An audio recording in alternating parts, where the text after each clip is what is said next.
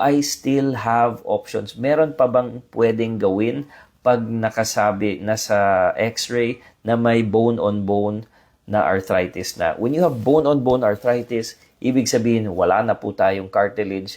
Parang gulong na po yan na wala ng goma. So when you're tired, doesn't have a rubber anymore.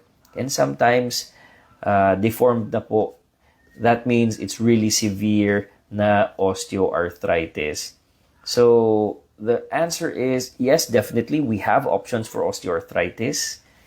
And we start with the non-surgical, hindi naman kailangan operahan lahat. What actually works for knee pain? Definitely we do have pain relievers, yung tinatawag na NSAIDs or non-steroidal anti-inflammatories.